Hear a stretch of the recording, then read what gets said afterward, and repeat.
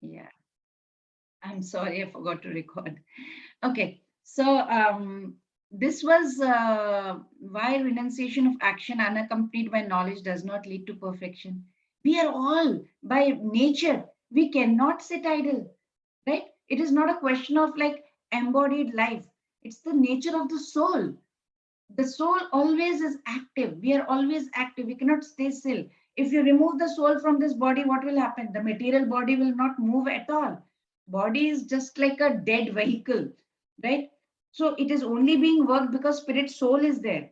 It is always active. We cannot at all stop work even for a moment. So Lord Krishna, he declares that human beings inactivity is impossible, impossible state to reach, he says, because we are compelled to do something or the other by these three gunas that we have: sattva guna, rajoguna, tamo guna, that you learnt in level 1 also, right? We have to perform something or the other in this world. So why not engage in something good, right? Srimad Bhagavatam also contains the similar verse. I think sixth chapter, it has नहि कश्चित् क्षणमपि जातु तिष्ठत्य कर्मकृत् कार्यते ह्यवशः कर्म गुणै. It says gunai swabhavair balat, means by forcefully these gunas make us do work. That's Bhagavatam also states the same thing in sixth chapter. It will say same verse is there over there. Just last three words are changed. Gunai swabhavai, means swabhava is there. That guna, because of your guna, forcefully you have to do something or the other. So we have to. Nobody can remain inactive for even a moment. Also, everybody is forced to do work, something or the other. So what did we learn? Sankhya yoga is impractical since soul is active in nature, right? So it must act. It needs engagement.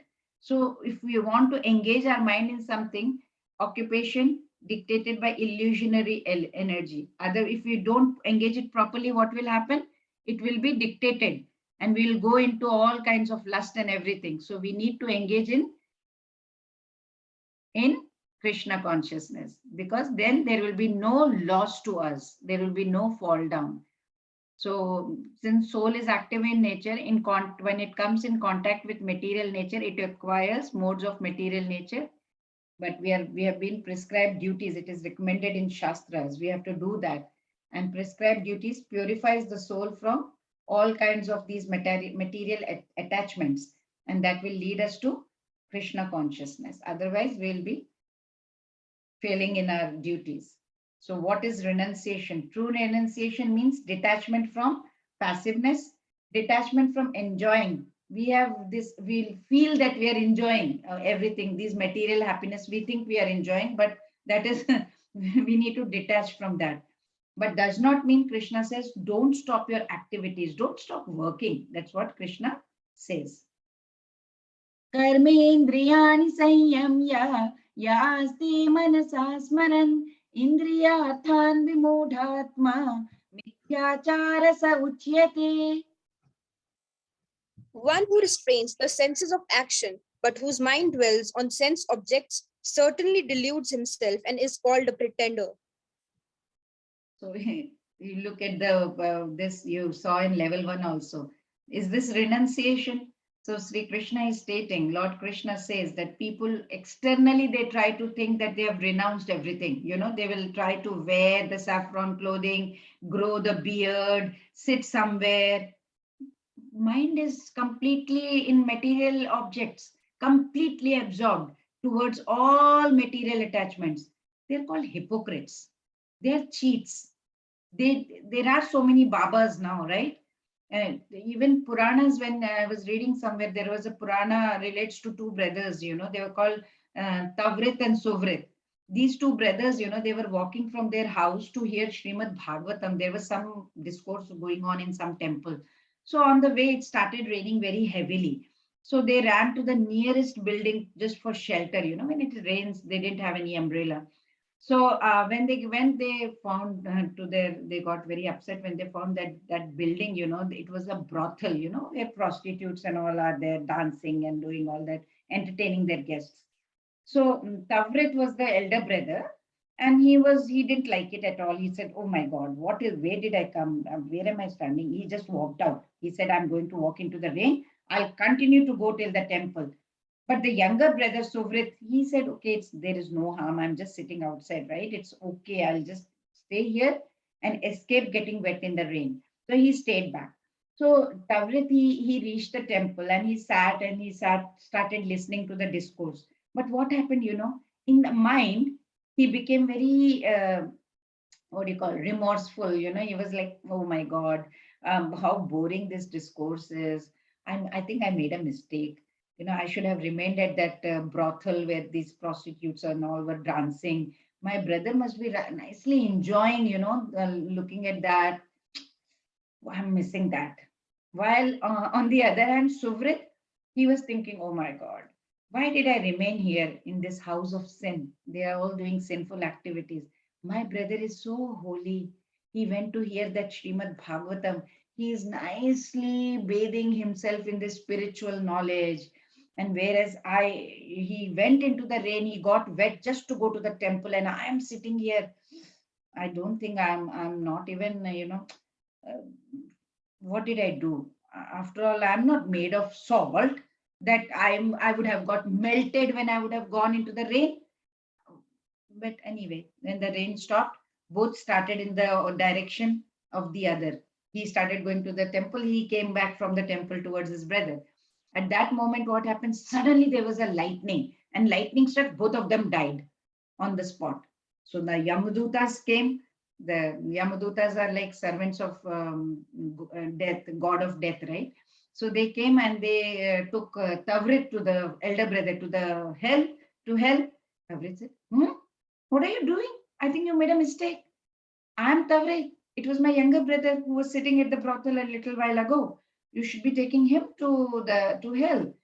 Yamdut said, no, we have made no mistake. He was sitting there to avoid the rain. And in his mind, he was longing to be at Bhagavatam discourse.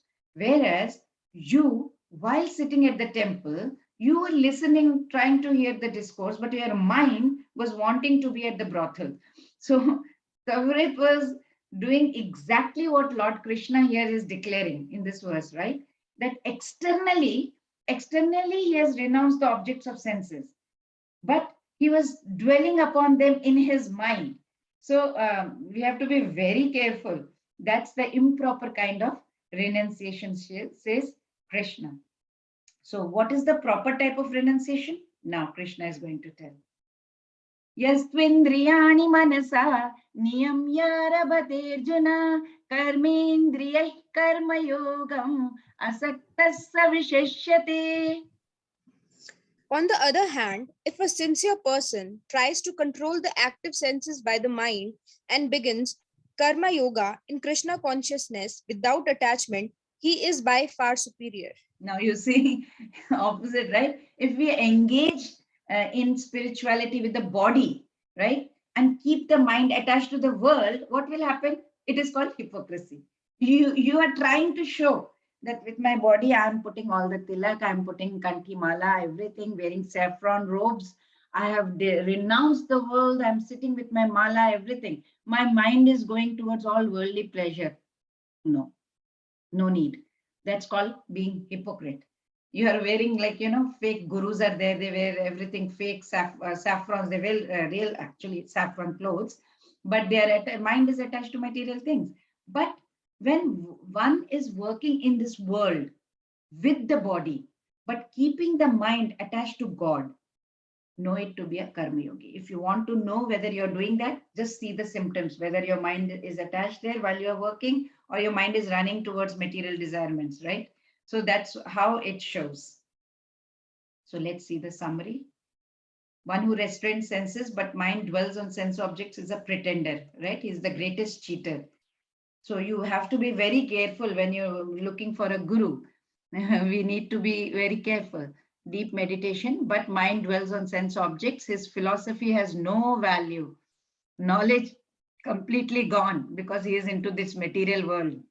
Brahmachari is there, the social order, right? But then we have Grihastha ashram, Vanaprastha ashram, Sannyas ashram for sense enjoyments.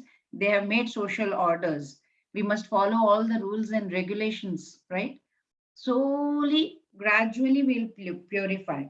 So, sincere person, what he does, he controls his senses, mind, and he engages in karma yoga without attachment, right? He is far superior, says Krishna. Niyatam kuru karma tvam karma jyayo ya karmanah sharira yatra pichate na prasiddhyeda karmanah. Perform your prescribed duty, for doing so is better than not working. One cannot even maintain one's physical body without work.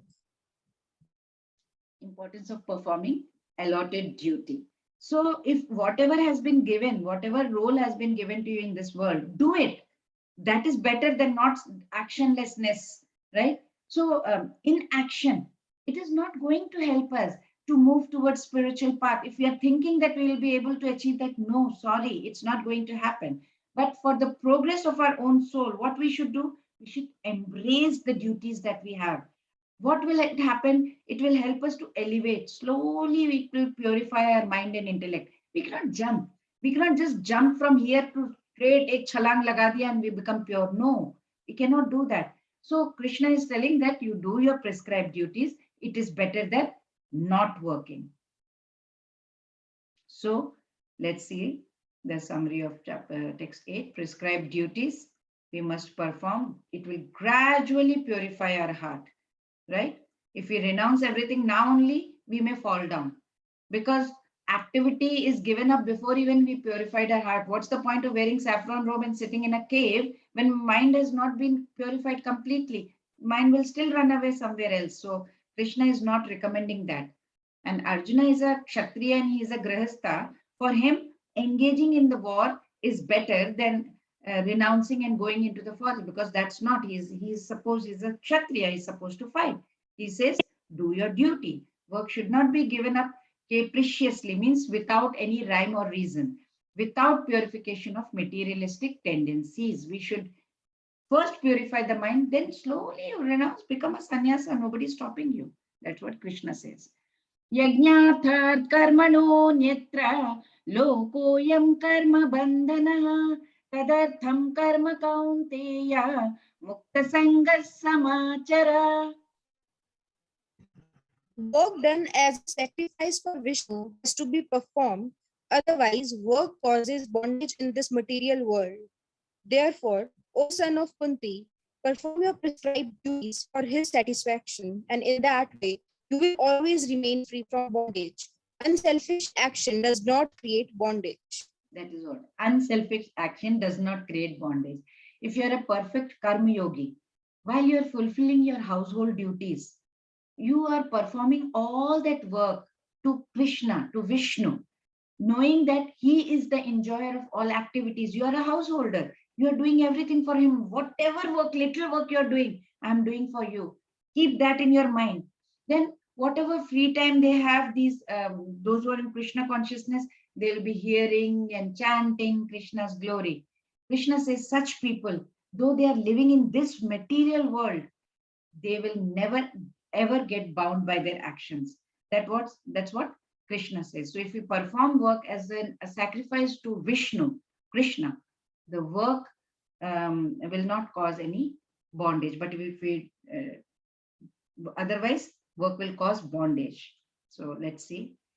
So perform work as a sacrifice to Krishna, action or work performed for satisfaction of Vishnu or Krishna. It's not binding but liberating.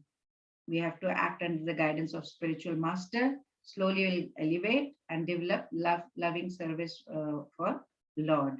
And we'll go back to Godhead, Vaikuntha or Goloka Vrindavan, that is kingdom of God.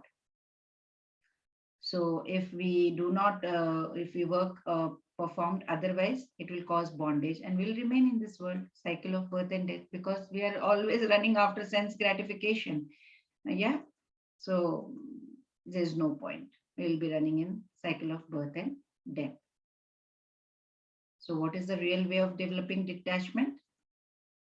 We must work for the satisfaction of Krishna. What are the benefits? We'll be free from sins. We'll go to spiritual world, and everything will be peaceful, and we'll have a happy life. So it's very, very important that we must balance our duties. Now in this material world, practically I'm talking, every shloka I'm telling you is practical. I'm talking about that we must balance our duties. The duty is towards the body and the mind, and one duty is towards the soul also. So we must offer all the results of our duties, daily work in the service of God. That's how we will develop detachment, and we will move towards renunciation. That's what even Krishna recommends. So this is the yoga ladder. So as you can see, we start from Karma Yoga, then there is Jnana Yoga, and then there is Ashtanga Yoga, and then there is Bhakti Yoga, which is the fastest, actually, shortest. If you have just devotional service, we can really go fast. So we start with like animal life, right? And then Karma Kanda, we do all the work as rituals. मुझे भगवान मैं ना ये वाला चढ़ा दूंगी, I will do this much yajna, kindly give me this in this material world. All these rituals for going to Swargaloka, we do Karma Kanda, right? Then Sakam Karma Yoga is also for fame and wealth. You want something from Lakshmi Devi, so you will do Lakshmi Devi Puja. Nishkam Karma Yoga is where you are doing your karma and giving everything to God. Then Jnana Yoga is like you are accumulating knowledge there. Ashtanga Yoga is doing yama, niyama, pranayama, your dharana, you're moving towards that meditation, trying to focus on Brahman. And then Bhakti Yoga is completely soaked in love and devotion of Krishna, and just want to do everything for Krishna. You don't even want moksha also. Bhakti yogis don't want even liberation. They say, we don't want anything. So this is again animal life. You don't have unrestricted sense gratification. Animals don't know anything. Karma Kanda, you still have sense gratification. You are trying to regulate it. Sakam Karma, you are having desires inside your mind. You want Lakshmi Devi, main ye kar dungi, so please fulfill me, give me some more wealth. Then sadhana bhakti, slowly, Nishkam Karma, you are being a devotee, you are trying not to have desires or not doing anything for your personal interest. And then the highest is, of course, Prema Bhakti or Bhava Bhakti. So this is what the express elevator versus yoga ladders. Animal life, surrender, association of pure devotees, sadhana bhakti, bhav bhakti, prem bhakti. It's like an elevator going express fast. Then slowly, if you want to progressive, you want animal life, karma kanda, sakam karma, nishkam karma, bhava bhakti, prema bhakti. Slowly you're going. Everything is going towards that side, but it takes time. Then animal karma kanda, sakama karma, nishkam karma, jnana yoga, ashtanga yoga, bhakti yoga. Everything goes there, but the only difference is it takes time. So what do we want? We need to decide. We move to section 2 from karma kanda to karma yoga. So if a person is too attached to material life, this material life that we have, and that person cannot perform nishkam karma yoga, then for them, Krishna is describing the yoga ladder from the lowest point, slowly, gradually moving higher, from karma kanda to karma yoga. Krishna is recommending that also. Then Srila Prabhupada ends all the purports in section 2 by glorifying the supremacy and the need for Sankirta Yajna. What is Sankirta Yajna? It is chanting Hare Krishna mantra. So let's see from 3.10. Saha yajna praja srishtva urovacha prajapatihi anena prasavishyadhvam eshavostvishta kamadhuk. In the beginning of creation, the Lord of all creatures sent forth generations of men and demigods, along with sacrifices for Vishnu, and blessed them by saying, "Be thou happy with this yajna, sacrifice, because its performance will bestow upon you everything desirable for living happily and achieving liberation." And the question is, what is sacrifice? Yeah. So when universe was created by the creator, the Lord Krishna, then Prajapati, creator Prajapati, simultaneously created Yajna. Yajna means what? The spirit of self-dedicated activities. You do activities, self-dedicated. which is seen everywhere. Like you have seen what creator has made. He has made the sun. He has made the shining of the sun, the shining of the moon, the flowing of the rivers, the tolerance of the earth. This Prakriti is tolerating us. All these activities he created along with the creator and everyone. Then that shows, they want anything from us? Nothing. Sun doesn't want anything from us. Moon doesn't want anything from us. They are showing the spirit of sacrifice without any selfish motive. They don't have any. They're doing everything for us. Are they asking anything in return? Nothing. So this is the first part of the verse that it's saying. Saha yajna praja srishtva. He srishti ko banaya puro vacha prajapati along with the creator or Brahma. So second part means that no achievement is impossible. Anena prasavishyadvam. So he says no achievement is impossible for man if he knows and if he acts in the spirit of humility. Humility has to be there. You have to understand that we have to act everything in the act of humility. We need to work. That is required. We need to have non-attachment. That's what Krishna says. Let's say the example of a hand. This is a hand, right? It's the integral part of this body, right? It is nourished. It receives its nourishment. It gets blood also. It gets oxygen also. It gets all the nutrients, whatever food I'm eating, and my hand is also getting, right, from the body. And in turn, what does my hand do? It is performing necessary function for the body. It is doing that, right? Now, if my hand starts looking and telling it, it's so burdensome, and body is getting everything, and I'm doing all the work I am doing only, and it gets, no, I want to cut off from this body. I don't want to. I am doing all the work. The whole nourishment is going into the body only. It cannot even sustain for few minutes. It will not remain there. Similarly, we are tiny part and parcels of the Lord. So we must work for the Lord. We have come from Him. We should not cut ourselves from the Lord and say, okay, I can be independent and do everything on my own. We cannot. For that's why sometimes we become so selfish. We are looking for our happiness. No, we are part of Lord only. Like hand is the part of the body. That's what Krishna is explaining in the second line. देवान् भावयतानेनाति देवा भावयन्तु वः परस्परं भावयन्तः श्रेयः परमवाप्स्यथ.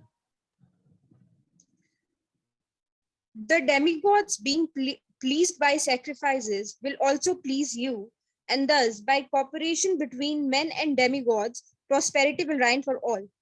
So how can welfare be achieved by sacrifice? Yes. These devtas, they have been given charge, right? They are the administrators of this universe. They have been given in charge. Supreme Lord does all the managing. He is managing the universe through them. He has got these devtas. They are living in this material universe. Of course, they are in the higher planes. They are not in the earth, but higher planes like Swargaloka and all. So these devtas, they're not supreme God, not Krishna, not supreme God, but they are like souls like us, right? They have occupied special positions. They've got special posts in the affair of running the world. Like, for example, the government of our country. Now there is a prime minister. He's the one top. Then we have like education minister, finance minister, health minister, agriculture minister, defense minister, and so on. Right?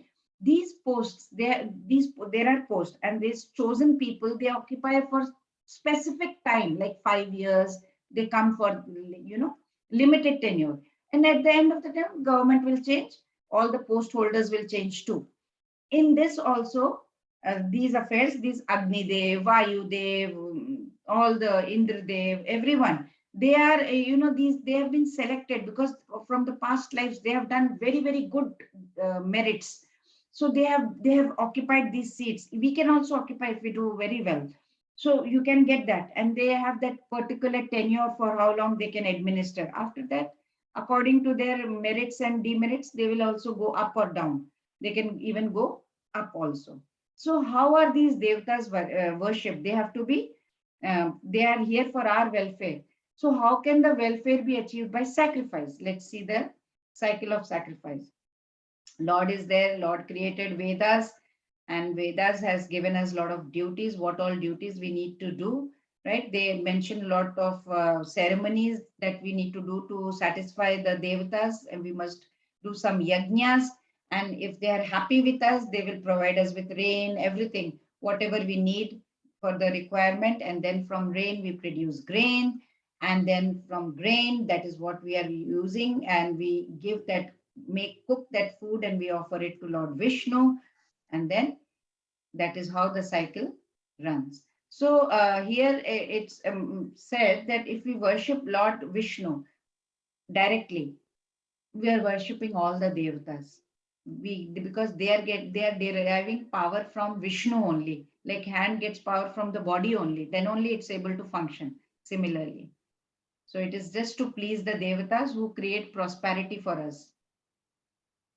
So by performance of yajnas, all activities become purified, as it is stated in the Vedas. Ahara shuddho sattva shuddhi. If we have ahara means food. If the food is pure, sattva shuddhi, it will mind will become pure. Sattva shuddha dhruva smriti. If the mind is pure, then the memory becomes strong. Smriti lambe sarva granthi nam means smriti labde means what? Smriti means memory. If memory is good, what will happen? We will be free from all kinds of sarva, means all kinds of bondages. Then vipramokshaha means what? We are freed, completely freed. By performing the yajna, our eatables are sanctified, the foodstuffs become purified, the finer tissues become purified, memory becomes better, memory is sanctified. One can think how we can get freed from this life. All these combined together, it will lead to Krishna consciousness. Very, very important in today's life. Ishtan bhogan hi vo devaha dasyante yajna bhavitaha taidattanna pradayebhyaha yo bhunte stena eva saha. In charge of the various necessities of life, the demigods, being satisfied by the performance of the yajna sacrifice, will supply all necessities to you. But he who enjoys such gifts without offering them to the demigods in return is certainly a thief. Those who Certainly a thief. act in a spirit of sacrifice are superior persons. Yes. So certainly a thief, stena. Stena means thief. So as administrators of various processes of this universe, devatas are providing us with rain, wind, crops, vegetation, minerals, all the soil, all that, right? So we human beings, we are indebted to them for all that we are getting from this nature. So their devatas are performing their duties, and they are expecting us to perform our duty, having proper consciousness. We should be careful. We are destroying the whole material world this time now. So the devatas are, they're all servants of eternal servitors of Krishna or Supreme Lord. They become pleased when someone is performing sacrifice for him, right? And they will help us in turn. They will create favorable material conditions for us, right? But I don't know whether you noticed or not. When we strongly resolve to serve God, the universe, sometimes we are praying very, very earnestly. You will notice that, sometimes universe begins to cooperate with us. So when we begin to look at these gifts of nature that we are getting, like rain and everything from God, not as the means of serving the Lord, but think, this is for me only. God has given me. What? Why should I bother about all this? Lord Krishna says, no, that is called thieving mentality. You are not supposed to say that this is for my pleasure only. So people ask question, I lead a virtuous life. I do not harm anyone, nor do I steal anything. But I do not believe in worshipping God, nor do I believe in him. That's what people think.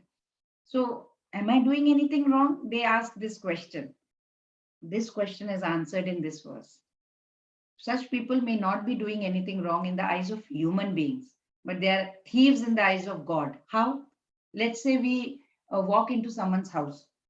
We not bother about who is the owner also. We are sitting on the sofa, watching television, eating something from the fridge. We are using their bathrooms, restrooms. We may claim that we are not doing anything wrong. But are we doing right? No, we are thieves in the eye of the law. How? Because that house does not belong to us. right? Similarly, the world we are living in, it is made by God. Everything belongs to Him. We are using it. But if we start thinking it is for my pleasure, without even acknowledging that it is He who has given us all this, it is certainly we are committing theft. Whether one is a king or a businessman or a farmer or a worker, student, doing anything, we are all members of this God's world, right? We are expected to do our duty as a service to the Supreme Lord. That's what Krishna is explaining here. So stena eva saha, we have that thieving mentality otherwise. यज्ञशिष्टाशिनः सन्तः मुच्यन्ते सर्वकिल्बिषैः भुञ्जते ते त्वघं पापाः ये पचन्त्यात्मकारणात्.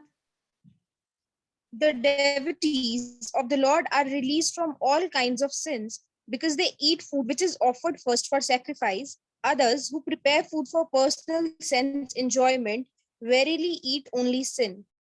So the devotees of the Lord, the santas, they are so happy. They are always in love with the Lord. Like in Brahma Samhita, it was given, right? Premanjana Charita Bhakti Vilochanena. They are so much in prema. They cannot eat anything without giving it to Krishna first.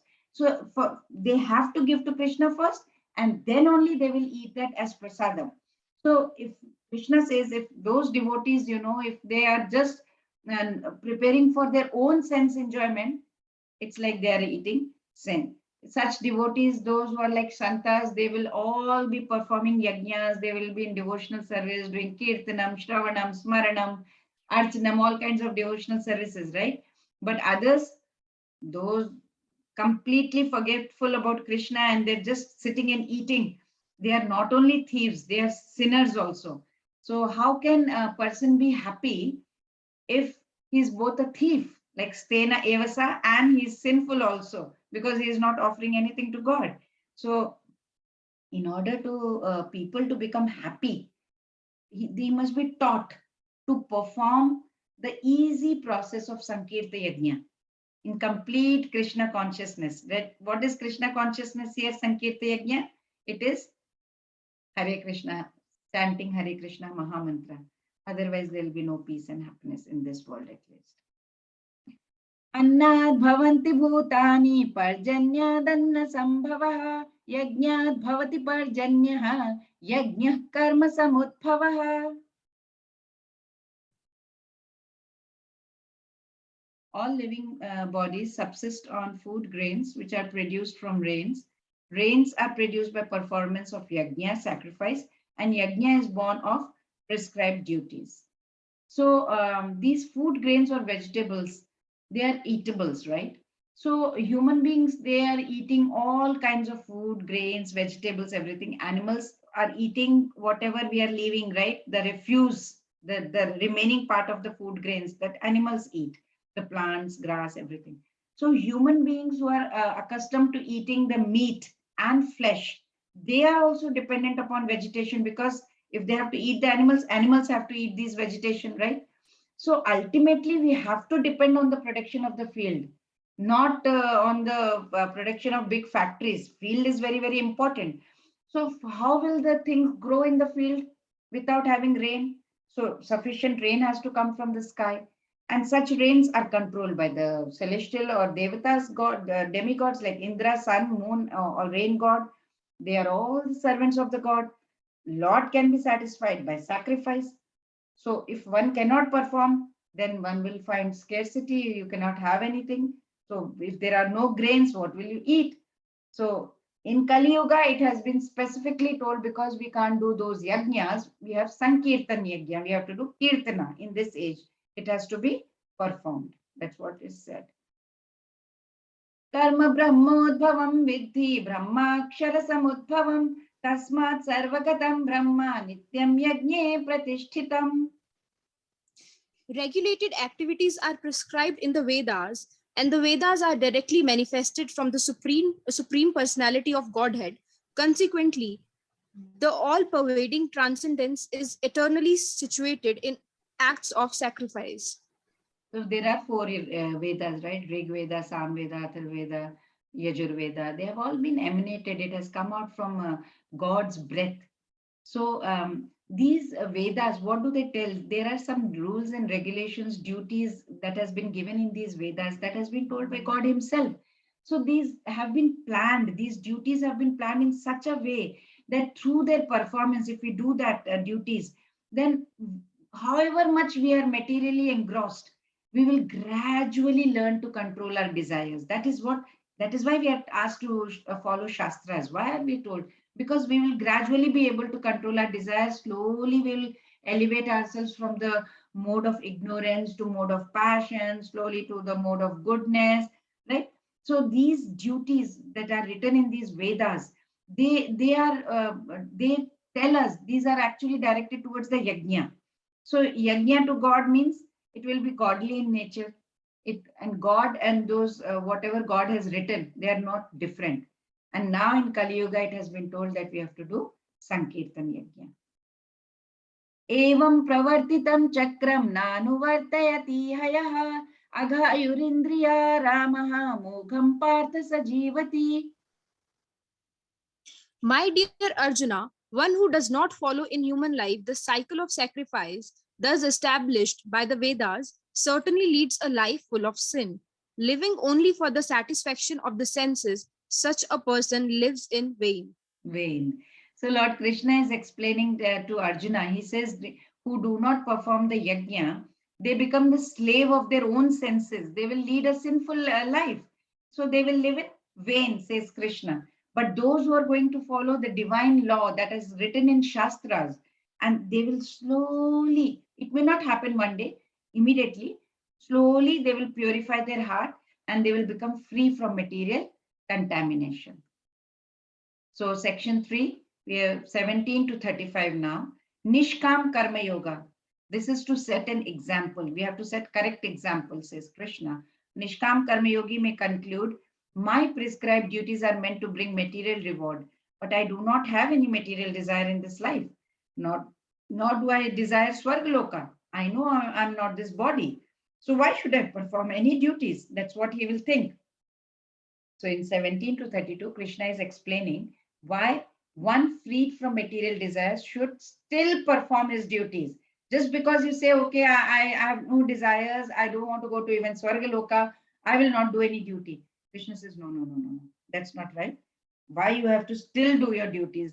So answer to Krishna's argument of destruction of family dynasty also has been given from 3.18 to 26.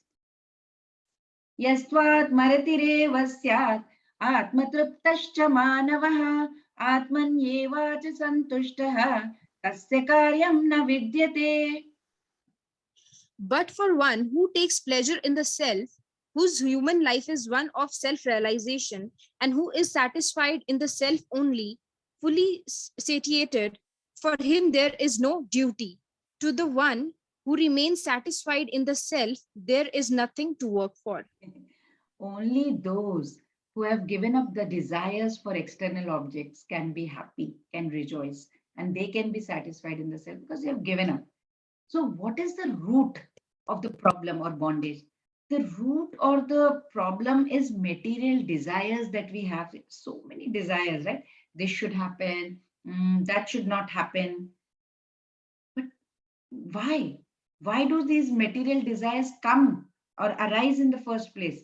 Because we are identifying with this body, right? When we identify the self or the soul with the body, then it starts spinning into the realm of Maya. It start going into that Maya thing.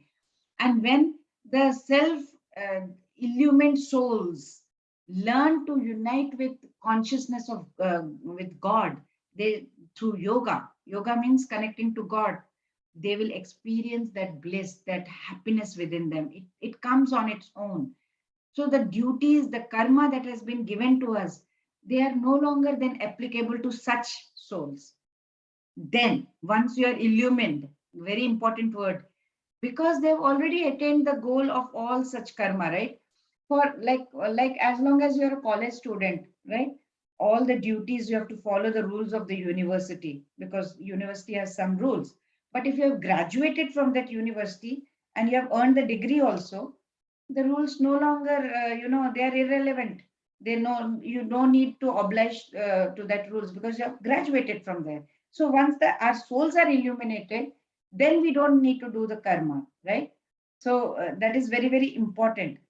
The goal of Veda is what? To you help unite the soul with God.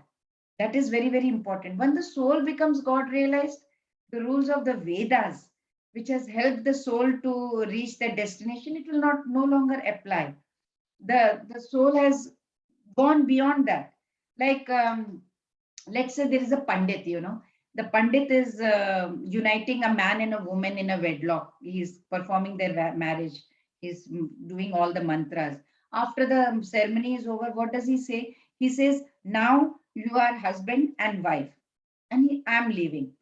His task is over, right? But if the wife stops and says, oh, Panditji, the vows you made just now, you made us take all these vows during the marriage ceremony are not being followed by my husband. What will Pandit say? That's not my headache, right? That's not my area of expertise, also. I cannot counsel him. My duty was to get you both married. That my work is over. That is how Vedas are there. Vedas are there to help us unite the self with the Supreme Lord. The moment we get God realization takes place, the task of Vedas is over. That's done. Then the soul is no longer obliged to follow any rules, no rituals, no need to do because it's already enlightened. You are one with God. No need to follow anything. That's what Krishna says. नैव तस्य कृतेनार्थः न कृतेनेह कश्चन न चास्य सर्वभूतेषु कश्चिदर्थव्यपाश्रयः. A self realized man has no purpose to fulfill in the discharge of his prescribed duties, nor has he any reason not to perform such work, nor has he any need to depend on any other living being. So he's already realized, right? He doesn't need any rules and regulations. They're already in that transcendental platform of the soul. Every activity they are doing for God only. The duties that has been prescribed for the worldly people, it's at bodily level, right? According to the Varnashrama Dharma that we have been given. That does not apply to them because they've already gone. Even the saints, there are of two kinds. One like we have Prahlad Maharaj, Dhruv Maharaj, Ambarish Maharaj, Prithu Maharaj, Vibhishan. All these, they continue to do their worldly duties, even though they attain that transcendental platform, okay? Then they are called Karma Yogis. Then externally what they were doing their duties, while internally their minds were completely attached to God. Like yogis like Shankaracharya, Madhvacharya, Ramanujacharya, or Chaitanya Mahaprabhu, they rejected the worldly duties and they accepted the sannyas. They were karma sannyasis. Both internally and externally, they renounced everything. They were engaged in complete devotion to God. So in this verse, Krishna is telling Arjuna that both the options are existing for self-realized stage. Both of them, there are there. You can remain internally engaged to God and externally do your duties, or externally, internally, both devoted to God. So in next verse, he will be telling what he recommends to Arjuna, what is good for Arjuna. Tasmadasaktas satatam karyam karma samachara asakto yacharan karma paramapnoti purushaha. Therefore, without being attached to the fruits of activities, one should act as a matter of duty. For by working without attachment, one attains the supreme. Perform action without attachment. Yeah. Verses from 8 to 16, Lord Krishna has urged that those who have not reached the spiritual platform, you please do your duty, okay? Whatever duty has been given. Then from 17 and 18, what did he say? That those who have reached the spiritual level, they need not do the duties. It's okay. Krishna consciousness person has no attachment for the result, right? But he acts on the behalf of Krishna alone. He is engaging in all kinds of activities, completely non-attached. So, what path is suitable for to Arjuna? Lord Krishna's recommendation for him is to become a karma yogi. and not become karma sannyas. He's explaining the reason why he should do so. From 20 to 26, he will keep saying that perform action, but without attachment. Why? He will tell. कर्मणैव हि संसिद्धिम् आस्थिता जनकादयः लोकसङ्ग्रहमेवापि सम्पश्यन् कर्तुमर्हसि. Kings such as Janaka attained perfection solely by performance of prescribed duties. Therefore, just for the sake of educating the people in general, you should perform your work. Example said by wise, yes. So King Janaka, he attained perfection through karma yoga. Why? He was discharging his kingly duties. He did not. Internally, he was completely devoted to God. Even after reaching that spiritual level, he continued to do his duty purely for the reason that it would set a good example for the world to follow. Many other saints also did the same. So humanity is inspired by ideal people, how these lives of great people are, then they become our role models and we want to follow them. Such leaders, they inspire the whole society by their examples, and they become like shining beacons for the whole population or masses to follow. So leaders have to be very, very careful. They have a moral responsibility because they are setting an example for the rest of the population by their words, how they are doing their action, their character, like Lord Janaka did. यद्यच्चरति श्रेष्ठ तत्तदेवेतरो जनः स यत् प्रमाणं कुरुते लोकस्तदनुवर्तते. Whatever action a great man performs, common men follow, and whatever standards he sets by exemplary acts, all the world pursues. How world order can be maintained by performing one's own duties. If a great leader is a karma yogi, then at least the followers will continue to do their karma and dutifully they will do their responsibilities. If the leader is only not karma yogi, then what will the other do? What will happen in return if they become like a karma leader is karma yogi? It will help them to learn to discipline and their mind and senses, and slowly they will be reaching to that spiritual level, transcendental level. To present that example for the society to follow, Lord Krishna is telling Arjuna that you should practice karma yoga, because he's telling if Arjuna has to leave that action, his duty to act, then the whole community, they're all watching, they're looking up to Arjuna. They will think, oh, you can always run away from the war field, it's fine. And the community will also follow that low standard that he's creating, that you can always retreat from whatever action you want to take. So then what's the point? It will continuously, it will lead to general social chaos. They will not follow. Nobody is going to follow any rule then. So we have to have exemplary lifestyle. We should set an example for others to follow, because they teach us by their conduct and they give instructions. So we must choose our leader very carefully. Srila Prabhupada was one of them. We need to follow such teachers.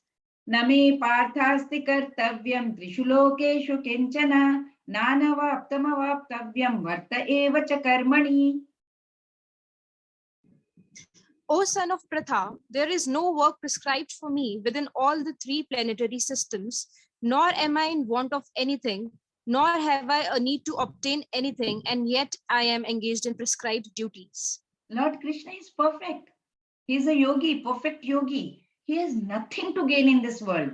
His entire life is perfect example of complete detachment. He has nothing to, he is full, he is having all the opulences. He doesn't need anything from us. Even though he had nothing that he did not gain, he had anything to further to gain or to gain, nothing to gain. He was continuously engaging in activity. He was a king, he was a prince, right? He was following his duty.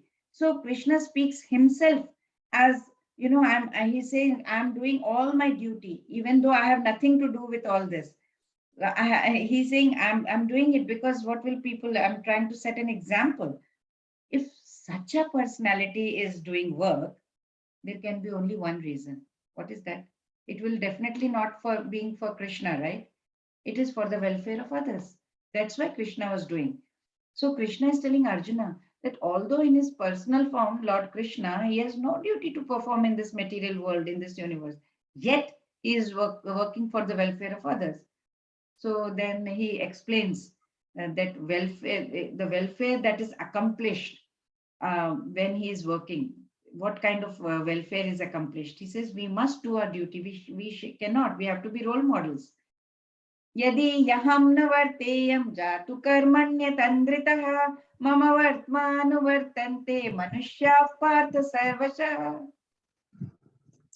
If I ever fail to engage in carefully performing prescribed duties, O Partha, certainly all men would follow my paths. It's like a Pied Piper, you know. Pied Piper is running, all of them are following behind him.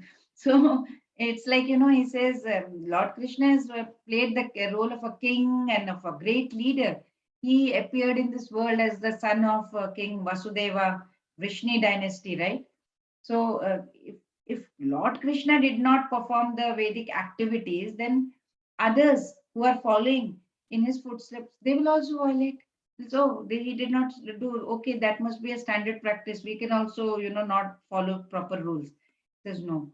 Then what will happen? He said he would be at fault for leading the mankind in the wrong way, wrong path. Even from Srimad Bhagavatam, we can read and we can understand that Lord Krishna was performing all the duties, even at home and out of home also. Because whatever is required, he was trying to do everything possible because he did not want that men should falter from their path. उत्सीदेयुरिमे लोकाः न कुर्यां कर्म चेदहं शङ्करस्य च कर्ता स्याम् उपहन्यामि माः प्रजाः. If I did not perform prescribed duties, all these worlds would be put to ruination. I would be the cause of creating unwanted population, and I would thereby destroy the peace of all living beings. Because he is the father of all living entities, right? If all the living entities are misguided, then indirectly Lord is responsible for this. So whenever there is a general disregard for regulative principles, that we are not following some laws and principles of this world, what does Lord do? He himself comes down, right? Paritranaya pranaya, he comes down on this earth and then he will destroy the whole thing. We did in chapter 4, right? We'll come to chapter 4 then, yeah. So he will descend and he will correct the society. So therefore, we should actually note very carefully that although we have to follow the footsteps of the Lord, we still have to remember, we cannot imitate him. We are not the Lord. We should always understand that he is having the position of Ishwar, like he is the top.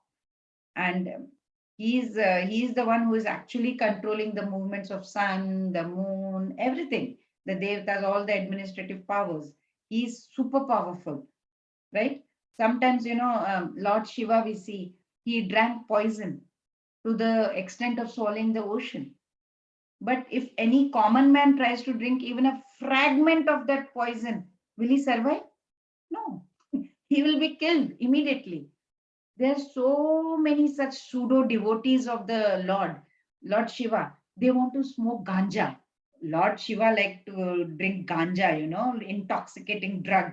We can do that. We will, you know, forgetting that they cannot imitate the act of Lord Shiva, right? Why? Because if you can do that, then try to drink poison also, like Lord Shiva. Can you? No, then you cannot.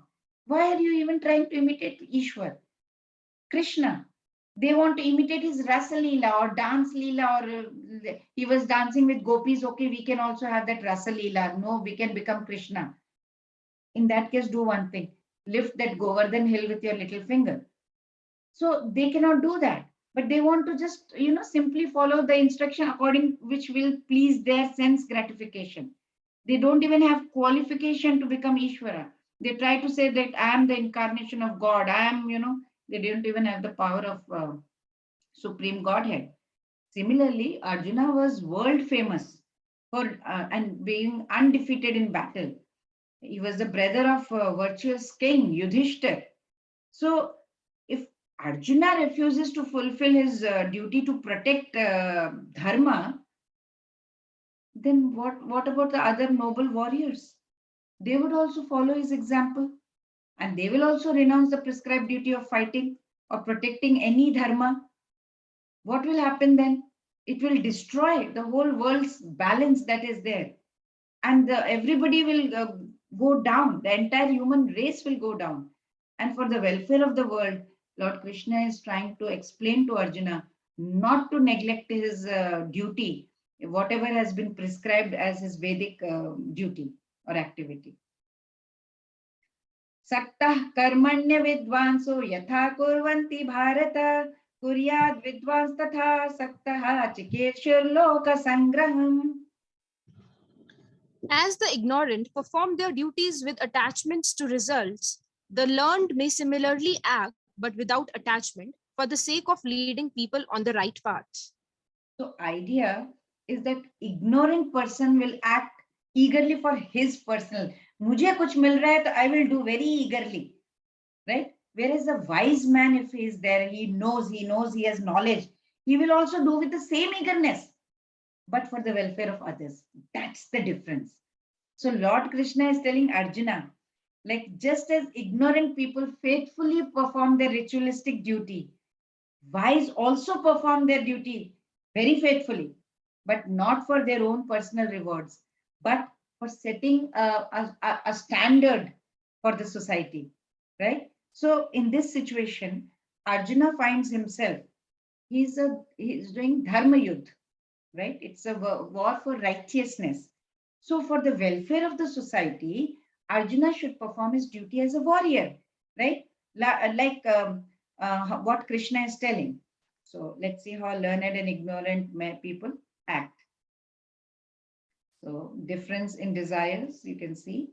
Satisfaction of Krishna's senses. You work without attachments, right, to fruits. Why? You want to set an example so that people are going or walking on the right path. And then ignorant person, what does he do? He wants to satisfy his own senses. He works with attachment to the fruits, the results of his work. He wants everything. मुझे गाड़ी चाहिए, मुझे बंगला चाहिए, मुझे ये चाहिए, मुझे वो चाहिए. Nothing for Krishna. He doesn't want to set an example and lead people on the right path. न बुद्धिभेदं जनयेत् अज्ञानां कर्म संगिनां जोषयेत् सर्वकर्माणि विद्वान् युक्तः समाचरन्. So as not to disrupt the minds of ignorant men attached to the fruit results of prescribed duties, a learned person should not induce them to stop work. Rather, by working in the spirit of devotion, he should engage them in all sorts of activities for the gradual development of Krishna consciousness. So they are great persons, they have greater responsibilities because we look up to our leaders and we try to common people follow them. So great people have greater responsibility. That is why the CEO of a company has greater responsibility. Just because he's just sitting on the chair does not mean he's not having, he is the role model. People are looking up to him, how he works. Lord Krishna is telling, he's telling the wise people should perform whatever actions they're performing or whatever they're saying. It should not lead the common person or the ignorant person towards downfall, right? People may argue that if wise people, they have compassion for ignorant people and they want to pull them up for the highest knowledge. What is wrong in that? Here in this verse, Lord Krishna is neutralizing that statement. He says, Na buddhi bhedam janaye ajnanam karma sanginam. What does it mean? Ignorant person should not be asked to leave his duties by giving superior instructions that they are not qualified to understand. They are not in that state. आप बोलोगे उसको सब छोड़ दो, ये body नहीं, ये soul है, तुम ये हो. They will not understand. They are still ignorant. So don't try to put all your knowledge into them. So usually people in material consciousness, they consider only two options. Either they are willing to work very hard for the fruitive result, मुझे ये चाहिए, I have to work hard, or they want to give up everything and go away. So that, all this work is laborious, this is painful, this is sab kuch ekdam sansar sab khatam hai, I just want to get away. They know only these two things. Between these, working for result is far superior. Between, if you compare both, working for result is far superior, says Krishna, to the escapist attitude.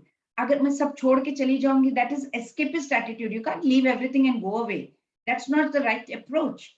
So if both the ignorant and the wise perform Vedic actions, then what is the difference between them? They are also performing actions. An ignorant person is performing it. What is the difference? Now Krishna understood that now Arjuna is going to ask this. So he's explaining in the next two verses. Let's see what Krishna has to say about this. Prakriti kriyamani gunai karmani sarvashah ahankara vimudhatma kartahamiti manyate. The spirit soul, bewildered by the influence of false ego, thinks himself the doer of activities that are in actuality carried out by the three modes of material nature. So what is the difference between the man of knowledge and the man attached to action? This shloka is about man attached to action. Ahankara vimudhatma. He is vimudh. He is having a lot of ahankara. So two persons, like say, let's say here we have Gunashri Mataji is there, and she is in Krishna consciousness, and I am in material consciousness. Let's ahankara vimudhatma I am in. So we are working on the same level. We are working, both of us are working. We may appear to be working on the same platform, but there is a wide difference, wide gulf of difference in our positions. How? I am in material consciousness. So I am confessed by my false ego that I have, that I am the doer of everything. I know everything. So from this example where Gunashri Mataji, she is working in Krishna consciousness. She is also doing work. I am also doing work, but I am under the false ego that I am the doer, whereas she is devoting everything to Krishna. So what do we understand from this example? That whoever is materialistic person, he has no knowledge. Ultimately, that he is actually under the control of Krishna only. So we are under this false ego and take all the credit of whatever we are doing. We take it independently. That's the symptom of being ignorant. If you start taking the, thing that I am everything, I am doing, I am the doer, ye to maine kiya, that thing every time if you're saying, remember, ahankara vimudhatma. Just like Hiranyakashipu, he was very, very proud of his positions. He was controlling, he was thinking, I am the one who is controlling the three worlds. He was always punishing, chastising his Vaishnava son, Prahlad Maharaj, right? In this way, he was very, very proud. But when Krishna came as Lord Narsimha, everything finished just second. So we must not be ahankara vimudhatma. Tattvavidtu mahabaho gunakarma vibhagayoho guna guneshu vartante iti matva na sajjate. One who is in knowledge of the absolute truth, though mighty arm, does not engage himself in the senses and sense gratification, knowing well the differences between work in devotion and work for fruitive results. So enlightened man, he feels differently. So what is the difference between man of knowledge and man attached to action? This shloka is about man of knowledge. He is tattvavit. Tattvavit means that is enlightened man. So the difference between enlightened man, tattvavit, and active ignorant man is that this enlightened, active enlightened man, he's beyond the influence of these material nature, like sattva guna, rajoguna, tamoguna. He considers himself, main to kuch nahi kar raha, I am the non-doer. While active, ignorant man, ahankara vimudhatma, he's controlled by these gunas and he feels that everything is being done by him, right? Previous verse we mentioned, right? Ahankara vimudhatma, those are bewildered by that ego thing. They misidentify themselves as body and they think I am the doer. This verse is talking about tattvavit. Tattvavit means the knowers of the truth. They know what is the truth. So they remove their ego. There's no point having that ego. They are free from this identification of the body because now they know the difference that, this is the body and I am the soul. They understand that, because if the soul is gone from the body, it's just a corporeal body, nothing is there. So they are not wooed, they're not fooled into thinking of themselves as the doers for material actions. They will give sacrifice every activity to the movements of the three gunas. They say, leave it. I am not taking control of anything. This is beyond me. I am not the doer. I am the non-doer. Whatever is happening is happening. I will just do my duty to the best of my knowledge. That's what he does, 100%. So now we know the difference between man of knowledge and the man attached to knowledge, right? So let's see further. प्रकृते गुणसम्मूढाः सज्जन्ते गुणकर्मसु तान् कृत्स्नविदो मन्दान् कृत्स्नविन्न विचालयेत्. Bewildered by the modes of material nature, the ignorant fully engage themselves in material activities and become attached. But the wise should not unsettle them, although these duties are inferior due to the performer's lack of knowledge. So the question can be asked, right, that if soul is distinct from gunas and their activities, then why are ignorant attached to sense objects? Why is it happening like that? Lord Krishna is explaining in this verse that they become confused and they're puzzled by these gunas of material energy, and they start thinking they're confused because of this, and they think that they are the doers. They are completely like, you have that small teenage children get infatuated by each other, boy and girl. We are infatuated by these modes of material nature. We start loving them, and we are infatuated, and we start working for the purpose of able to enjoy the sensual and mental delights that we get.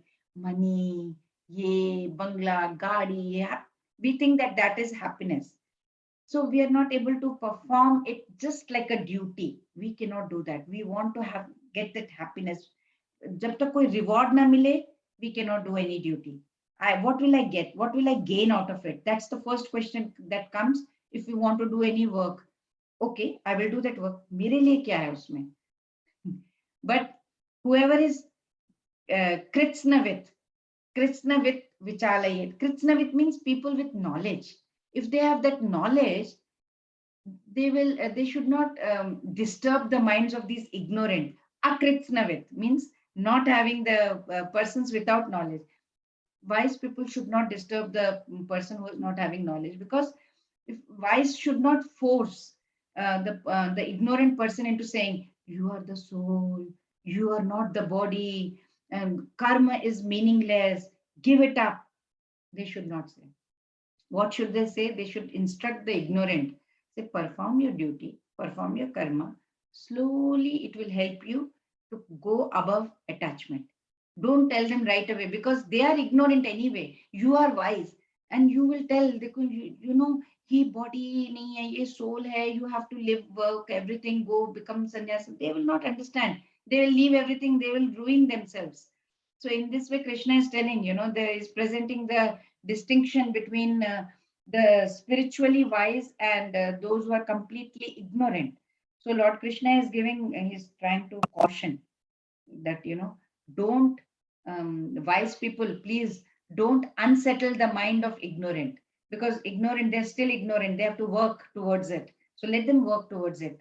Don't unnecessarily, unsettle their mind. मयि सर्वाणि कर्माणि सन्न्यस्याध्यात्मचेतसा निराशीर्निर्ममो भूत्वा युध्यस्व विगतज्वरः. Therefore, O Arjuna, surrender to me with full knowledge of me, without desires for profit, with no claims to proprietorship, and free from lethargy, fight.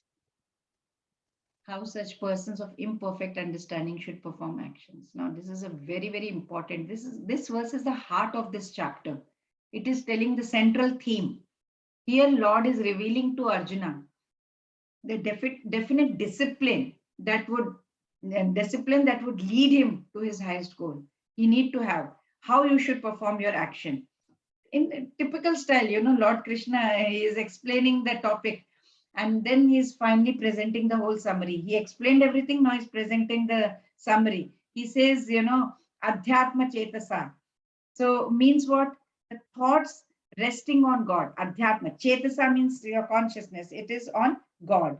Sannyasa means what? You are renouncing all the activities. Sannyasa, Adhyatma, Chetasa, he says, right? So sannyasa means you are renouncing all the activities that are not dedicated to him.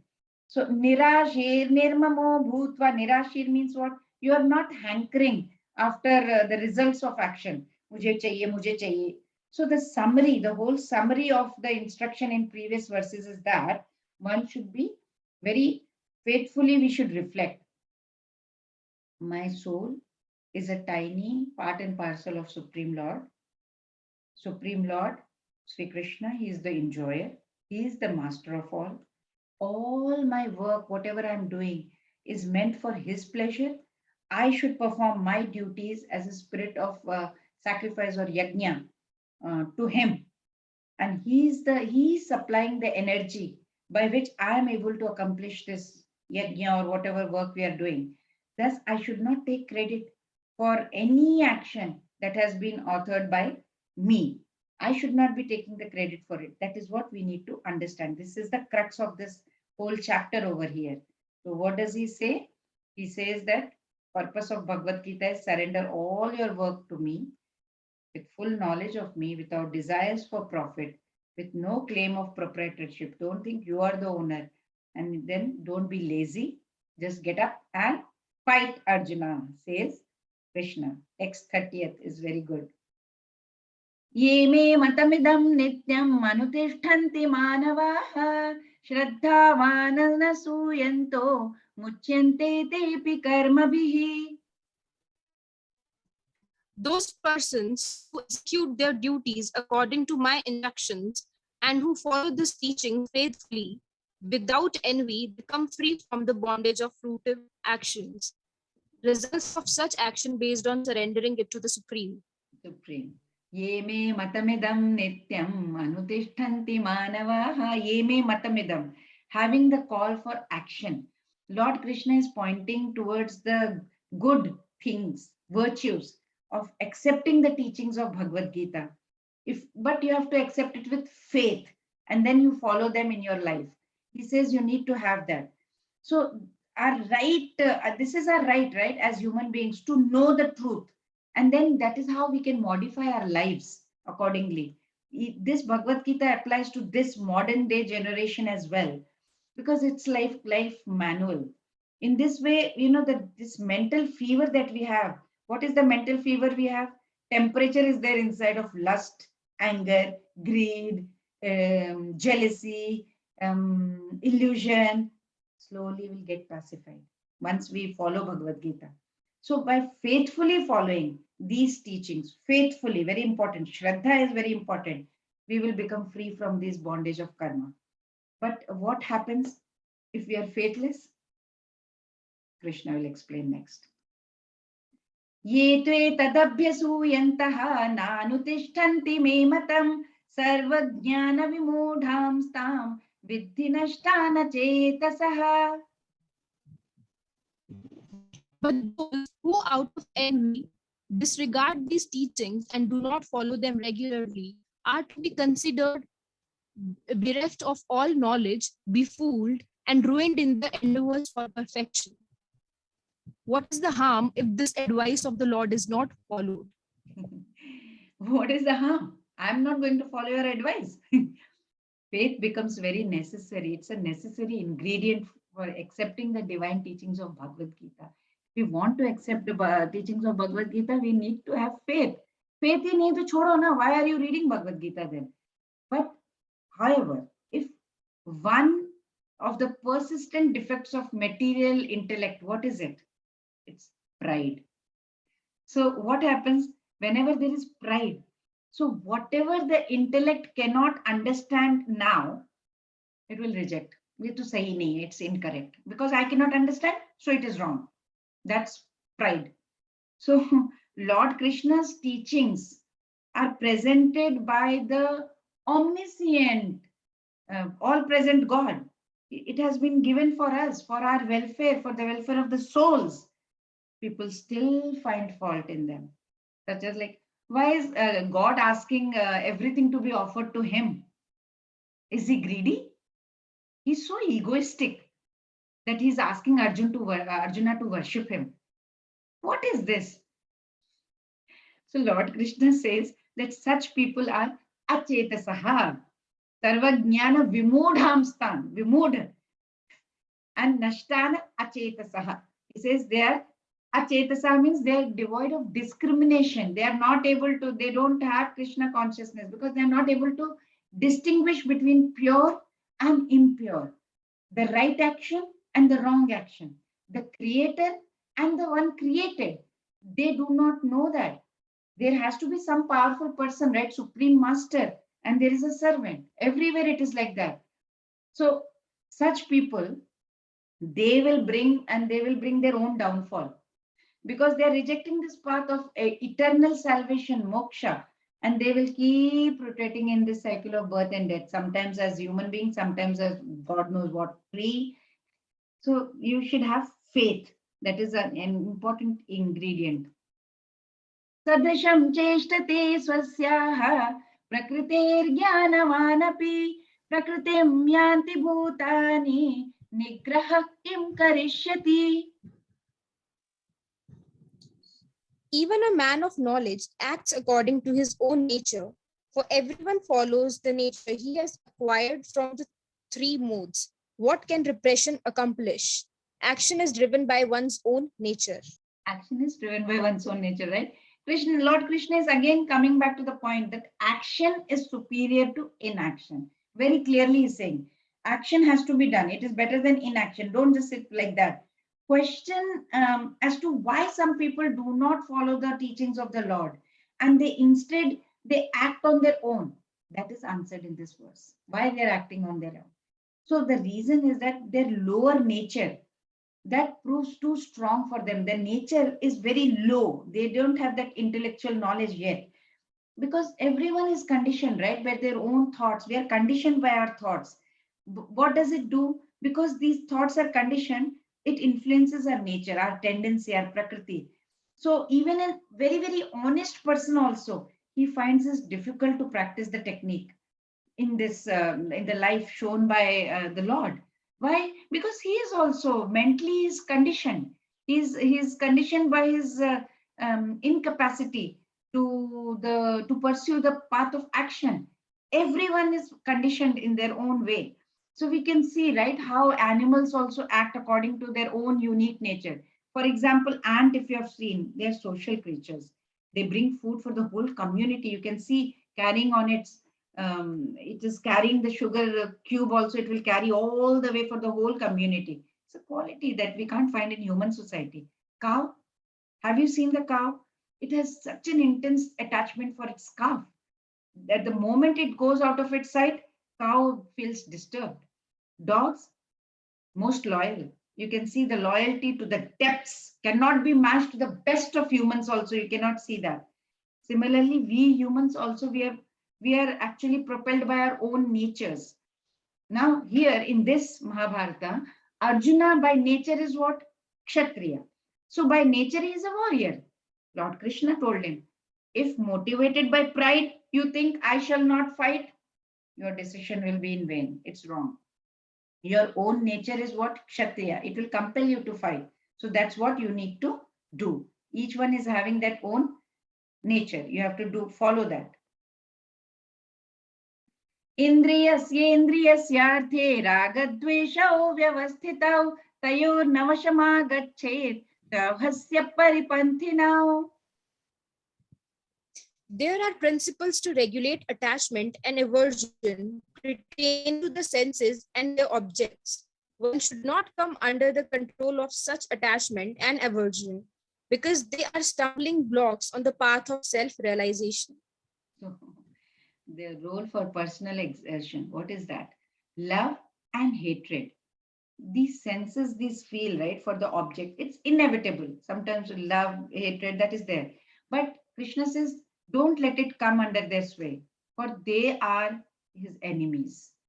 So Lord Krishna he's not advising us to run away from the sense objects. He's not saying, "Jo dekha usse bhag jao, are I'll get the desire." No, no, don't run away. Don't let it come under your sway. He says, you can look at it, you can see, you can be. I can use laptop, I can use all the material objects over here. I'll use iPhone also, but to engage in something positive. So don't let it come under the sway. He says one should not become the should be a master of the senses, sorry, we should become the master of the senses, not its servant. We should become the master. We should be able to control our senses. कि ठीक है, this is I'm using. Okay, fine. I'm using for a positive thing, not to watch pornography. That's what it goes, it sways. So don't let it sway towards the wrong side. That's what Krishna is saying. Although Lord Krishna previously he had emphasized, right, that the mind and senses, they are propelled by natural tendencies. He is not trying to tell very clearly here, try to control them, try to control mind and senses. So as long as we have this body, maintenance of this body is a must. We have to use necessary things, we have to use it, we can't help it. Lord Krishna is not asking us to stop that, right? He says you have to consume whatever is necessary, you have whatever is necessary, use it, no problem. But to practice it, try to practice trying to have attachment and aversion. I have too attached to this, I hate this. Don't try to have that. He says, try to eradicate that one. Not whatever is necessary in this life, please use. That's what he's saying. He's not asking you to become a sannyas now. Shreyan swadharmo vigunaha paradharma swanishthita swadharme nidhanam shreyah paradharmo bhayavaha. It is far better to discharge one's prescribed duties, even though faultily, than another's duties perfectly. Destruction in the course of performing one's own duty is better than engaging in another's duties, for to follow another's path is dangerous. Danger in perceiving others' duties as better than one's own. So what is here Arjuna Swadharma? Swadharma is he is a prince, right? He's not a Brahman. So what did he want to do? He wanted to take the duty of a Brahmana and abandon the battlefield, right? He didn't want to remain as a warrior. He didn't want to take up the role of a prince. He wanted to become, I want to go to the forest and do tapasya. In this verse, Lord Krishna is reminding him. He says, please act according to your varnashrama. You are a kshatriya, right? Even though it may be imperfect, doesn't matter. Do whatever is right for this path for your development. Don't try to change your varnashrama. It is dangerous to suppress your own personality and try to imitate somebody else, because however much you may try to imitate that, you will not get the happiness out of it. It is, you will get more happiness in doing one's own work, even though you may not be excellent in it, than trying to do others' duty well and trying to imitate that. So here he is trying to tell Arjuna's, thought, like he wanted to run away from the battlefield, right? And he wanted to lead a calm and peaceful life of a Brahmana. So he's saying, no, no, no, no, that's not right. He's very dramatic. Lord Krishna is saying very dramatically that it is better to die, right? Swadharme nidhanam shreya, nidhan ho jana shreya hai, means better to die while doing your duty faithfully, rather than doing and going and doing some unnatural duty of another person. Don't do that. It's swadharme nidhanam shreya, it is better to die. He says, far better. So let's see section 5. Now we have reached section 5, the last section, conquering the ultimate enemy, that is lust. So next, Arjuna is asking an important question. After hearing 3.34, he says, one may determinedly think, yes, from today onwards, I will do my duty, I will control my attachments, I will control my aversions, I will act according to Shastras. So experienced teaches, state that, experienced teachers actually. However, such immediate inspirations may prove difficult to adhere over time. It's not easy to follow that immediately, right? So Arjuna is aware of reality. So he's asking the following question. Let's see what is the biggest challenge that he's asking. Arjuna uvacha अथकेन प्रयुक्तोऽयं पापं चरति पुरुषः अनिच्छन्नपि Varshney बलादिव नियोजितः. Arjuna said, O descendant Vrishni. of, how Vrishni. to say, Vrishni. Rishni, by Rishni, by what is one impelled to sinful acts, even unwillingly, as if engaged by force? The enemy is desire and anger. Yeah. Vrishni is like dynasty, right? From that dynasty. Krishna is from Vrishni dynasty. His ancestors are all Vrishni. So he's coming from Vrishni dynasty. So, O descendant of Vrishnis, he's addressing Krishna only by that. So the question is raised by Arjuna. It is very, very common, right, in our daily situations. Everybody of us, each one of us knows what is right, what is not right, what is good, what is bad. Yet when it comes to action, we are tempted to commit the wrong. So Arjuna is asking why this, this kind of confusion, paradoxical confusion that we have between we think something, when it comes to action, we do something different. Ideology is different. When it comes to action, it is different. So the divine that is in us, inside us, it wants to achieve great things. But the animal in us, it wants us to do most abominable things many times. It is even against our will. Bala diva niyojita, bala, without, it is not, we, it's like forcefully we are sometimes doing it. Sometimes we don't want to say something wrong, but it just forces and we say something very bad. We seem to be constrained by that outside force, right? So Arjuna is wanting to know what's the cause of this peculiar, whatever is happening phenomenon. So let's see what Arjuna, Lord Krishna says.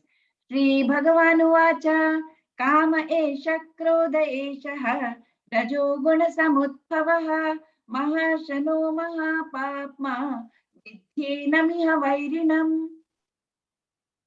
The Supreme Personality of Godhead said, It is lust only, Arjuna, which is born of contact with the material mode of passion and later transformed into wrath, and which is the all devouring sinful enemy of this world. Lust is a perverted reflection of love for God. Vedas use this word calm or lust. It's not only for sexual desires, but it also includes all the desires for material enjoyment, right? What are those? Like sometimes we have urge for money, physical cravings, we have craving for prestige, we want power. So all these are also lust. So what is lust? This lust is only, like we said, perverted reflection of love for God. It's inherent, in every one of us. It is there. So when this soul, it comes in contact with this material energy in form of the body, it's actually, soul is divine love, right, of God. It is transformed into lust in association, in the mode of passion. We want everything now. Divine power, divine love is the supreme power, right? It's the highest power of God. What is the highest power of God? Divine love, right? So, what is its opposite? Perverted reflection, misrepresentation in this material realm is lust. Love, down, up, lust, down, it's lust. Love, lust. That is why this is most powerful. Then the lust is also very, very powerful. Perverted reflection, right? So this is also very, very forceful. Doesn't go so easily. जब lust लगती है ना, we can't just let go. So Krishna is saying that lust for worldly enjoyment is the cause of sin. He has given the reason, right? So the mode of passion, what does it do? It fools the soul into believing that all these worldly objects, they will give us satisfaction. And then we start having that desire, कि चलो करते हैं, होना चाहिए. And then desire is satisfied, it gives birth to greed. Desire is satisfied, desire tha और चाहिए, greed. Then when it is not satisfied, what will happen? It gives rise to anger. Fulfillment didn't happen, right? So it gives rise to anger. One starts committing sins under the influence of all these three: lust, anger, greed. What is greed? Greed is nothing but intensified desire is greed. The desire becomes more, it becomes greed. What is anger? Frustrated desire is anger. So Lord Krishna is labeling lust or desire. It's the root of all evil, says Krishna. Very clearly has said. So you can see thinking stage. You have that thinking stage, then you start feeling about it, then you want to do something, and then slowly, slowly you get into delusion, then bewilderment, then slowly the loss of intelligence. We did this last time, last chapter, right? And then complete gone, total downfall. So lust is the greatest enemy of us all. धूमेनाव्रियते वह्निः यथादर्शो मलिन च यथोल्बेनावृतो गर्भः तथा तेनेदमावृतम्. How does desire affect man? As fire is covered by smoke, as a mirror is covered by dust, or as the embryo is covered by the womb, the living entity is similarly covered by different degrees of this lust. What all shlokas Krishna has given us, so practical and so logical and so good for this modern day life. So as fire is enveloped by smoke, as mirror is by dust, embryo by womb, knowledge is covered by desire. Our whole knowledge is covered by desire. We need to remove that. This here means true knowledge or wisdom, and that means desire. So knowledge is covered by desire here, right? It is clearly stated in the next verse anyway. So the three different examples, they refer to three different degrees, how much it is covered, different degrees to which desire in the form of ignorance, how is it covering? And it is concealing, it is covering the inner light. Actually, there is light inside, you're not able to see it. It is tricking us. It is removing that capacity to think rationally, think logically. The discrimination between what is right, what is wrong, it is being blocked. By what? Attachment. We get attached for these worldly objects, and we can't discriminate between what is right and wrong. So let's see how. You see, degrees of covering of the lust on the living entities. So you see, lust, different degrees of covering of lust, beginning of Krishna consciousness. Slowly, we're just in the beginning terms. It is like smoke, fire covered by smoke. Because when fire is there, the smoke is there, right? You can at least see some fire. You are able to discriminate little bit. You still can see little bit if you are beginning in Krishna consciousness. Cleansing of by spiritual methods, the mirror, the dust. It is completely covered by dust. You can only clean it if you use spiritual methods. Otherwise, no. So these desires, they fall under three categories, right? Depending upon the quality of attachment. Tamasic, tamasic is inert, rajasic is active, and sattvic is divine. So even sattvic also, that with the desire veils the discrimination, just as smoke is enveloping that fire, right? Where a rise of slightest wind of discrimination, it can dispel the smoke of desire. We can't see that. The fire we can see little bit, we can see. So we can actually discriminate little bit. So the veiling is thin.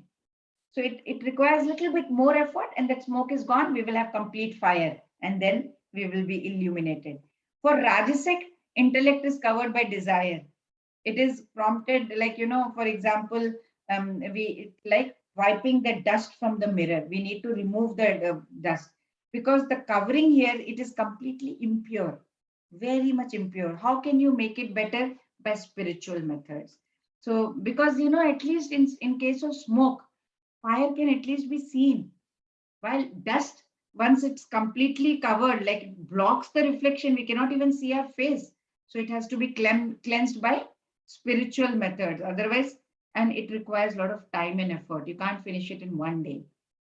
Then we have third one, knowledge completely covered, and it has been compared to womb and embryo. This is tamasic. So what happens over here? It is like you will have animal instincts. It is the case of fetus. It is covered with amniotic fluid, right? They say in the womb. And that is given as an illustration or the example over here, that no method of removing the covering until a definite period of time, you cannot remove it, right? Like a child in the womb. So Only after 7 months, only after 8 months, after consciousness is developed, the baby in the womb will pray to God, God, please get me out of this condition. I'm not able to stay in this. It's drinking the all the dirt inside. It's having everything that it is having. It's not able to move at all. So it says, please get me out of this as soon as possible. So, so it can be only removed after a long period of time of spiritual evolution, because the baby also goes through all the 9 months, then only it comes out. So it is compared to that. You need lot of time to get out of this tamasic condition. And this dust over the mirror, you need some spiritual methods. Use it, clean the mirror, you are good to go. And beginning of Krishna consciousness, it's like smoke on the fire. You can just see the smoke, you can still see the fire, but if it lights well, you're good in Krishna consciousness, the smoke will go away, fire will burn very well, and you will be illuminated. They're very important shlokas, so I focus this more on this one.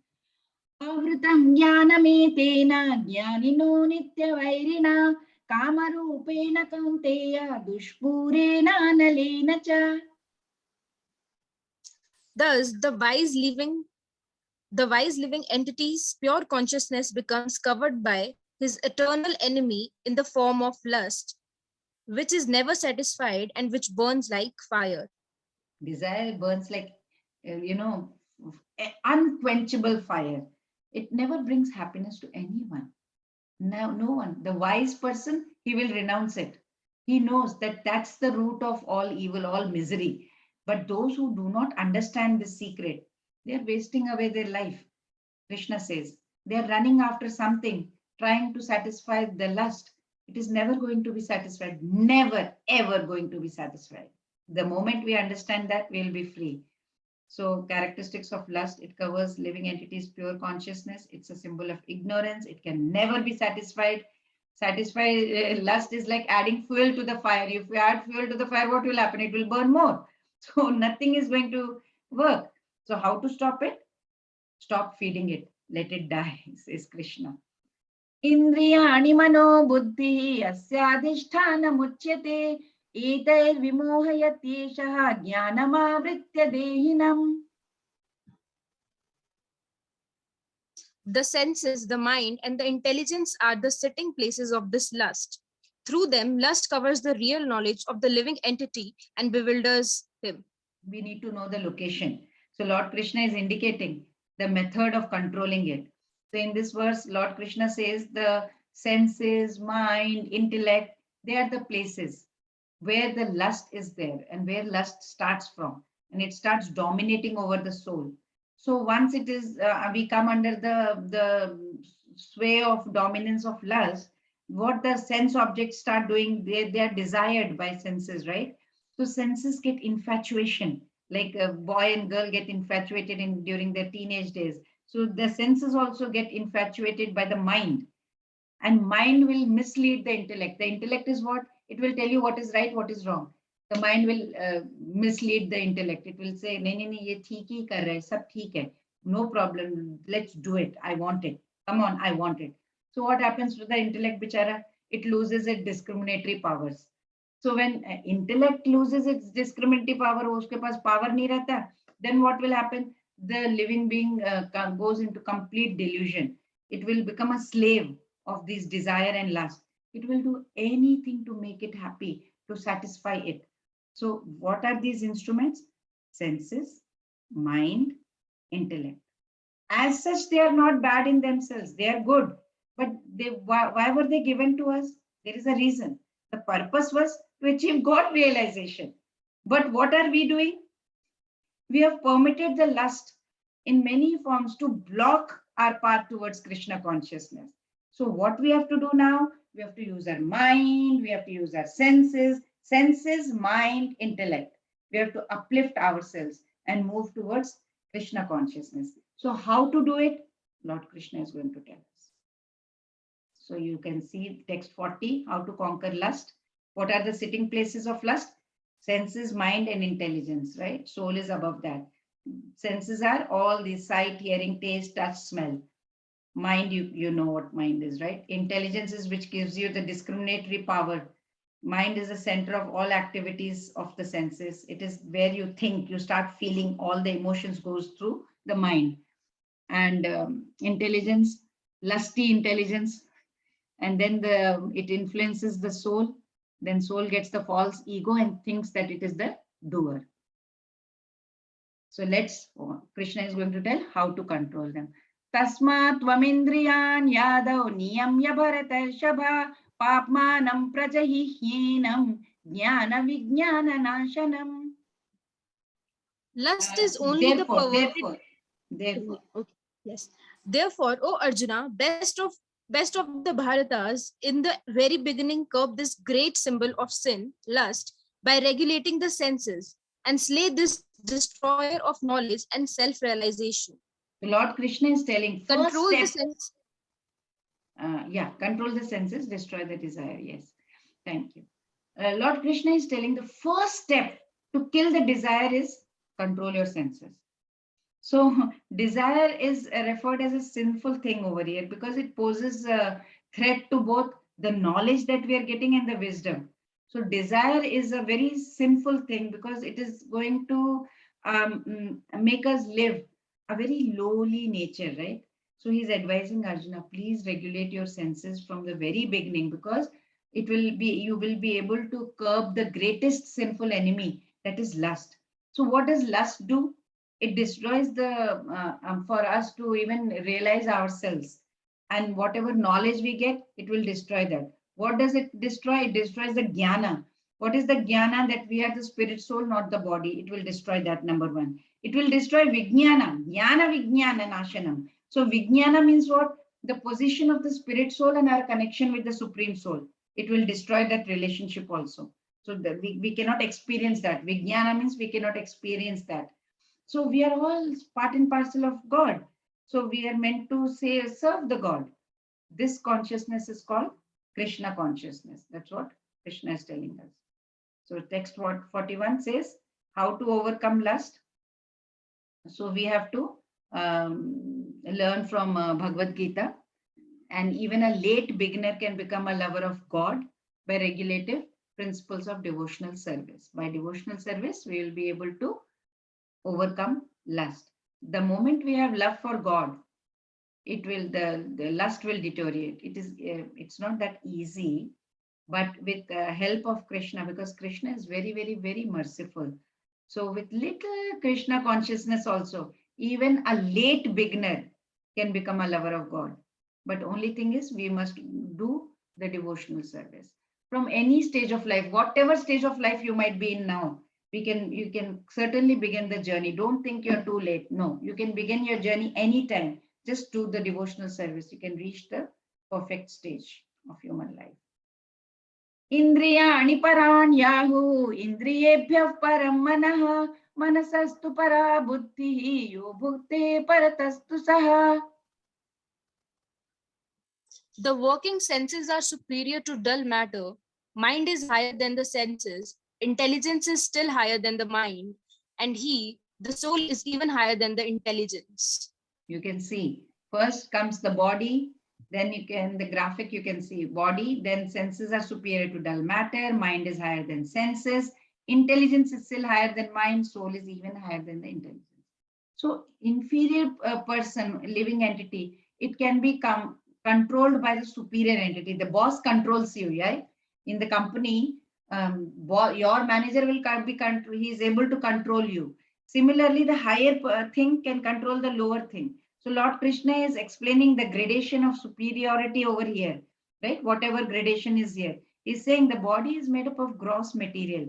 So on that, he has given 5 knowledge-bearing senses. The senses can grasp, right? Sight, smell, touch, sound, taste. And beyond these senses is the mind. Mind is like feeling, knowing, thinking. That is the area. And superior to mind is the intellect, which will tell you whatever you're thinking is right or wrong, is superior. And beyond that is the divine soul. Divine soul, the moment it will light up inside you, there is nothing that you cannot accomplish. So when we are in Krishna consciousness, The soul is directly engaged to Krishna. And then naturally, all these lower things, intelligence, mind, senses, body, they'll definitely listen to you. They're automatically engaged to Krishna only. So if mind is directly engaged to Krishna, then there is no chance that senses can become engaged in any other way, right? That's what Krishna says. So we have these platforms, bodily platform, Annamaya Kosha, they say, that's the physical body. Then we move on to sensual body, right? Annamaya Kosha is where we are just maintaining the physical body by eating and all. Then Pranamaya Kosha, of course, the prana, that is the breath. It is not confined to just oxygen, right? It's the vehicle of prana, the main vital energy. Then comes mental platform, Manomaya Kosha. Manomaya Kosha is to mind, where you what goes on, your thoughts, your feelings, your emotions, it works through your five senses, and it leads to what you like, what you dislike, and all that. That's Manomaya Kosha. Then we move on to intellectual platform. That's called Vijnanamaya Kosha. That's wisdom, where you have that intellect, where it is discriminating, right? You have knowledge now. After knowledge, you know what is right, what is wrong. Your intuition will tell you, no, no, no, no, you are going on the wrong path, but you don't listen to it. But that's the intellectual platform. Then comes spiritual platform, which is Anandamaya Kosha. Ananda in Sanskrit means what? Joy, blissful state. It is the spiritual layer where you know that the light has, it is burning there.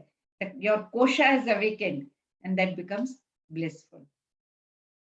So text 42, what does it say? You see, sitting places of lust is there, right? All these senses, mind, intelligence, above all is the soul. So we need to control all that.